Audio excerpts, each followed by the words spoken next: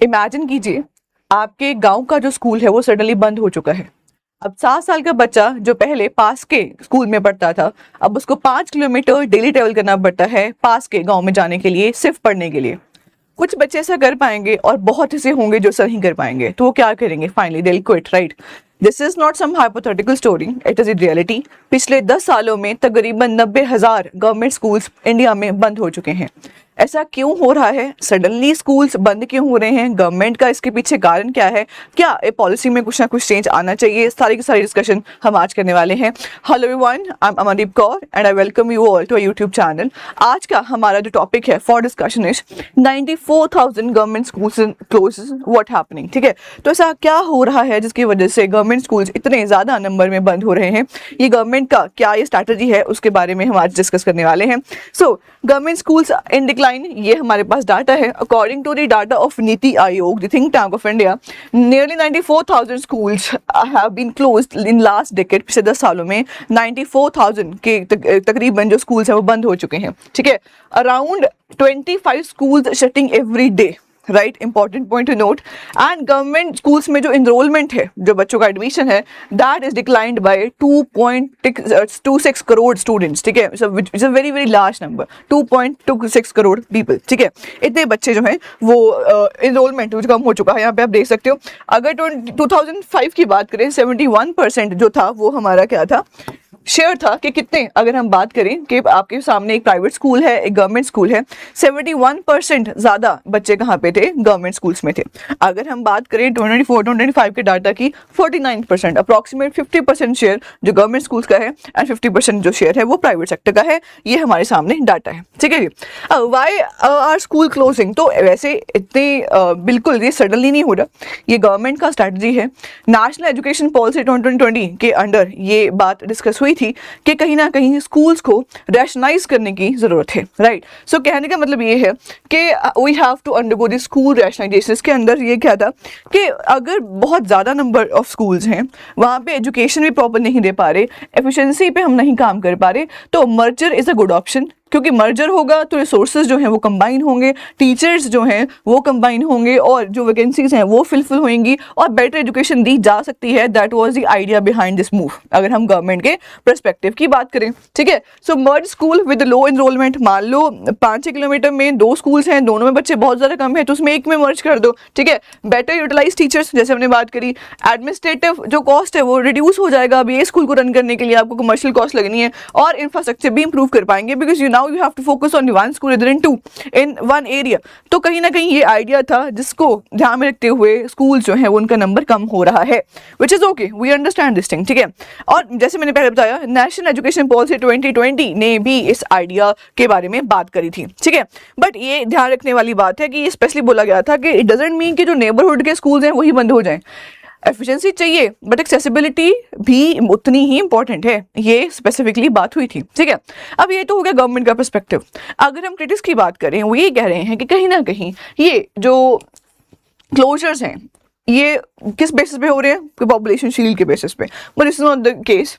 कहीं ना कहीं ये जो टॉप डाउन डिसीजंस हैं कि एडमिनिस्ट्रेटिव कॉस्ट करने के लिए, कम करने के लिए, ये जो लोकल रियलिटीज़ हैं, लोकल नीड्स हैं, उनको इग्नोर करा जा रहा है यहाँ पे। ठीक है, स्कूल मर्ज हो रहा है वो तो समझ आ रहा है, बट जब आप मर्ज कर रहे हो तो बहुत बच्चों के लिए जो डिस्टेंस है स्कूल जाने के लिए, ट्रैवलिंग डिस्टेंस, वो बढ़ रहा है, डिस्ट्रप्शंस आ रही हैं और ड्रॉप आउट्स हो रहे हैं बच्चों के। जो रियलिटी है ऑन दी ग्रासरूट लेवल अगर हम बात करें, closing small rural schools basically क्या हो रहे हैं? Access to education which is right to education is a fundamental right, वो तक हार्म हो रहा है बच्चों का।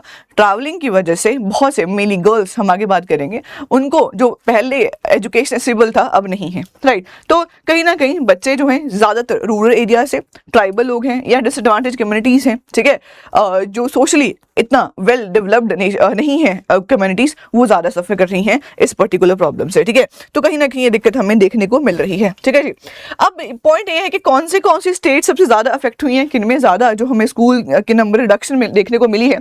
अगर हम यूपी की बात करें 25,000 के तकरीबन जो स्कूल हैं वो बंद हुए हैं, ठीक है, एक ही साल में 2018-19 टू 2019 की बात करें, ठीक है। ओके, अगर एमपी की बात करें 7.37 lakh children have no school records, important data है।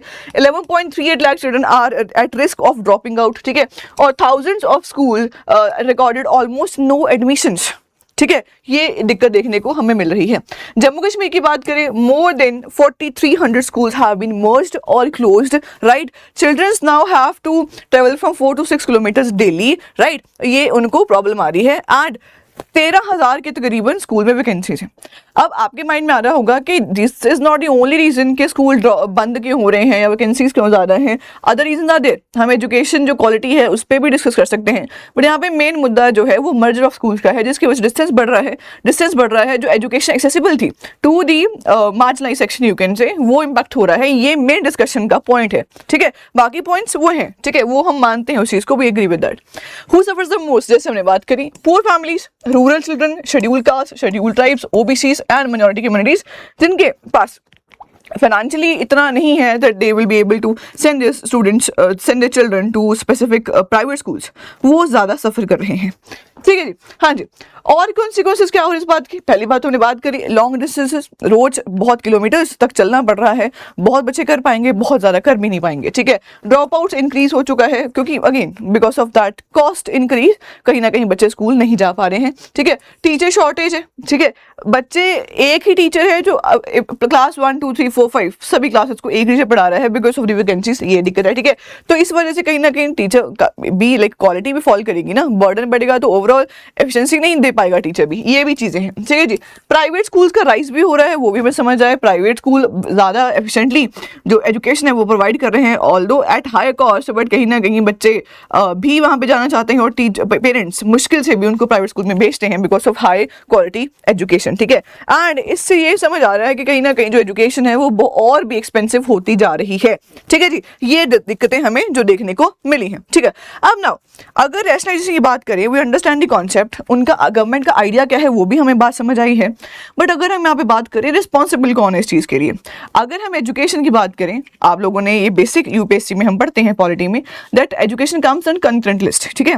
We have 3 list under schedule 7, state, centre and concurrent में आती है एजुकेशन। तो कहीं ना कहीं इंप्लीमेंटेशन जो है वो स्टेट के हाथ में होती है, रूल्स दोनों बना सकते हैं, ठीक है। Education is on current list, concurrent list, state manage करती है स्कूल्स को, रिक्रूटमेंट को, एडमिशंस को, ठीक है। तो कहीं ना कहीं जो रैशनलाइजेशन की बात कर रहे हैं that is under the states, वो हमें समझ आ गया। बट यहाँ पे ये भी बात हो रही है कि जो इम्प्लीमेंटेशन है ना वो सिर्फ स्टेट्स के हाथ में नहीं है, सेंटर का भी बहुत बड़ा रोल है, ठीक है।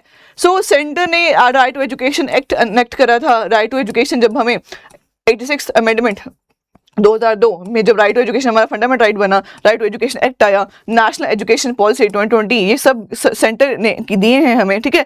तो बहुत से एक्सपर्ट्स ये भी बोलते हैं कि no doubt states are doing this, but centre का भी बहुत बड़ा रिस्पॉन्सिबिलिटी बनता है कि वो इंश्योर करें कि नेबरहुड स्कूल्स खत्म ना हो, ठीक है, एडुकेट फंडिंग मिली चाहिए, एंड जो भी हमारा प्लान है वो प्रॉपर्ली इंप्लीमेंट हो। That is basically responsibility of both centre as well as state, दोनों की रिस्पॉन्सिबिलिटी बनती है, ठीक है।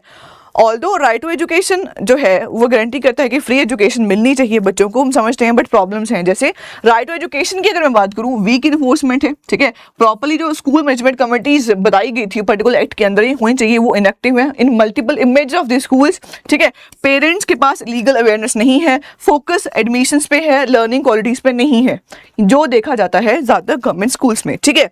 ओके, तो ये दिक्कतें हैं। अब देखो, according to the law, according to the policy of the government, they are doing good thing because they want to rationalize the school infrastructure, which is okay, but उसकी वजह से दिक्कतें भी तो आ रही है ना, एंड ये जो प्रॉब्लम्स आ रही हैं that are on the ground level, तो इनको कंसिडर तो करना चाहिए, ठीक है। प्रॉब्लम है, हमें समझ आ गया, but now comes the way forward. तो और क्या कर सकती है सरकार, ठीक है। तो क्या क्या करा जा सकता है? फिल टीचर वैकेंसी, सबसे पहले तो टीचर्स को रिक्रूट करना चाहिए, वैकेंसीज को कम करना चाहिए, ये बहुत इंपॉर्टेंट चीज़ है। इंफ्रास्ट्रक्चर बहुत इंपॉर्टेंट है, safe building, safe toilets, different toilets for women, main and women, ठीक है, बच्चों के लिए, right. Electricity, libraries, drinking water proper, सब प्रॉपर इंफ्रास्ट्रक्चर जो है वो होना चाहिए। डिजिटल क्लासरूम्स, ठीक है, लेटेस्ट टेक्नोलॉजी स्किल मिसमैच की दिक्कत ऑलरेडी इंडिया फेस कर रहा है, वो नहीं होनी चाहिए। छोटे होते ही बच्चों को डिजिटलाइज जो लिटरेसी है उसके बारे में पता होना चाहिए। School transport in remote areas, very important point note, you are going with the rationalization, you want it, okay, now you are clubbing the schools, you are merging the schools, which is okay. As far as transport system is concerned, you can have transport facilities, you can have buses. अगर आपने accessible भी रखना है efficiency के साथ साथ, ये important point हो सकता है, ठीक है। बेटर मॉनिटरिंग होनी चाहिए, स्कूल मैनेजमेंट कमिटीज को स्ट्रेंथ करना पड़ेगा with training resources and real decision making power and rationalisation only after ensuring the nearby access, ठीक है। तो इंपॉर्टेंट है मर्जर करो, बट नियर बाय जो स्कूल्स हैं उनकी एक्सेसिबिलिटी भी बंद नहीं होनी चाहिए। This is what is the way forward, जिसके बारे में बात कर सकते हैं, ठीक है। So every child has a right to a school that is near, safe and high in quality, तो बहुत इंपॉर्टेंट है, ठीक है। At the end we can talk about this कि नो डाउट रिसोर्सेज लिमिटेड हैं, सरकार के पास भी रिसोर्सेज लिमिटेड हैं, तो रिसोर्सेज को ऑप्टिमल तरीके से यूज़ करना वो सरकार की रिस्पॉन्सिबिलिटी बनती है, विच इज़ टोटली फाइन। अगर ये बात सोच रहे हैं कि 1000 स्कूल से अगर 500 स्कूल ही हो बट वो बहुत बढ़िया हो, इंफ्रास्ट्रक्चर बहुत अच्छा हो और वहाँ पे एजुकेशन बहुत क्वालिटी की हो, तो this is not a bad idea, which is totally fine. But इस वजह से अगर आप एफिशिएंसी बढ़ाने की कोशिश कर रहे हो तो एक्सेसिबिलिटी नहीं खत्म होनी चाहिए ना। बच्चे तभी क्वालिटी एजुकेशन ले पाएंगे अगर स्कूल पहुँच पाएंगे। तो ट्रांसपोर्टेशन सिस्टम जिस पे दिक्कत आ रही है उस पर सरकार को सोचना चाहिए, राइट। तो इस वजह से जो है गवर्नमेंट स्कूल्स का जो लेवल है वो अप रख सकते हैं और कहीं ना कहीं बच्चों का जो ड्रॉप आउट है वो कम नहीं होगा, right. So what I want to say that this is basically a way forward जो गवर्नमेंट इसके बारे में सोच सकती है। आप लोग इसके बारे में क्या सोचते हो? क्या ये चीज़ें सही हो रही हैं? आप जहाँ से भी वीडियो सुन पा रहे हो वहाँ पे कंडीशंस कैसी हैं कि आपके आसपास भी जो गवर्नमेंट स्कूल जो बंद हुए हैं, और आपको क्या लगता है कि गवर्नमेंट को और क्या करना चाहिए? Do let us know in the comment section. Thank you so much.